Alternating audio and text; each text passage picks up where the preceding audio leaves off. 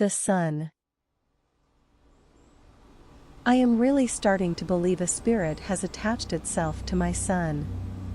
He used to be so full of life, I couldn't get him to sit still for more than 5 minutes without bribing him with chocolate or games.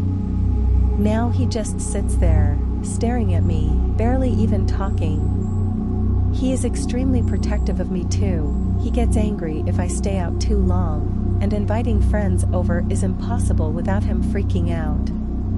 I thought he was just acting out because he was afraid of losing me. We were in a car accident last year. His dad died instantly, and he was in a coma for over 2 months. The doctors said he would never come out of it. But I knew if I prayed hard enough, he'd come back to me, and he did. He is all I have left now. I think that's why I let him get away with so much. People keep telling me to get help if I even mention Tommy. I'm afraid if I tell them everything, they will think I'm crazy and take him away. For a while, I thought I was crazy too, to be honest. Weird shit started happening around the house, things I couldn't explain, bulbs blowing constantly, TVs turning on by themselves. Things got worse when Tommy got upset or angry. Then I did a quick search online and realized it was a demon. They attach themselves to those who are suffering from grief, feeding on their pain like leeches. Being a Catholic, I contacted the church first, but they didn't believe me. So, I started taking things into my own hands, hanging up crosses, burning sage, reciting from the Bible. But that only seemed to make things worse. I started hearing whispering in my room at night and woke up with scratches on my back or legs the next day.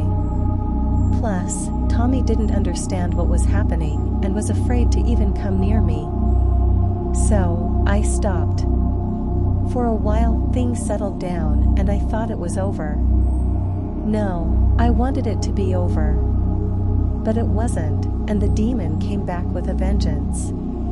I invited a woman over for a coffee that I met a few times in the supermarket. I didn't know her that well, but she was easy to talk to, so I confided in her. I told her everything, even about the nightmares I had about Tommy. And she was surprisingly understanding, well, at first.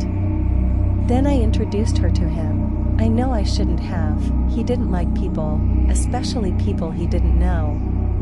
She didn't help the situation either, acting like he wasn't there, being rude. He didn't want to hurt her.